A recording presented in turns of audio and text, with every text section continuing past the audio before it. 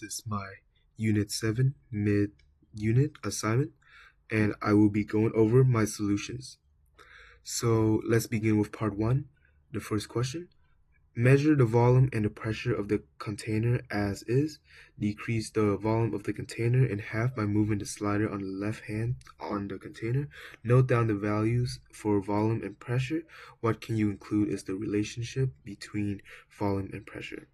And so let's begin with my initial pressure, which is around 17 atm, and my final pressure, which is around 34 atm, and my initial volume, which is 10, and my final volume is 5.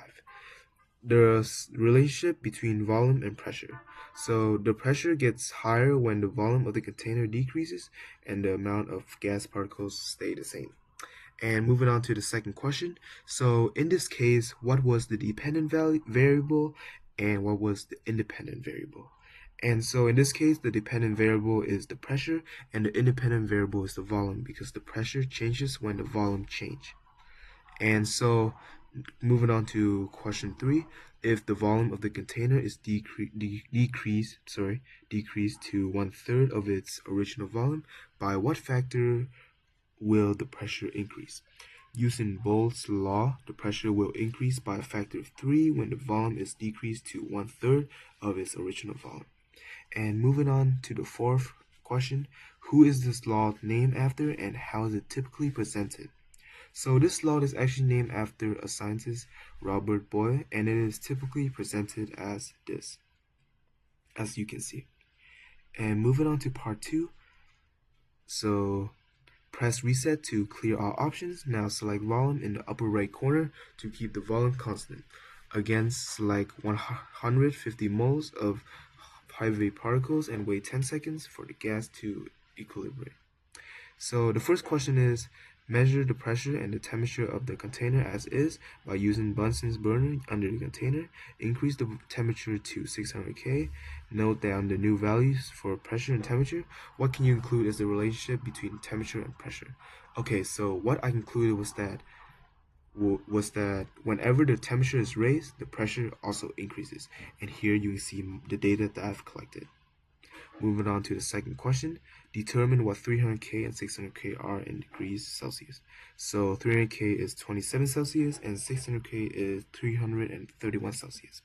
Moving on to the third question, if the temperature is decreased to 1/3 of the original, by what factor will the pressure decrease?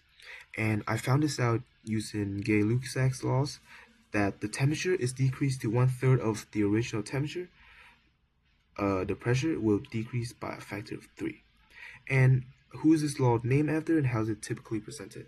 Like I've said before, this law is named after Gay-Lussac, and it is typically written out like this. Moving on to part 3, press reset to clear all options. Now select pressure in the upper right corner to keep the pressure constant. Again, select 150 moles of heavy particles and wait 10 seconds for the gas to equilibrate.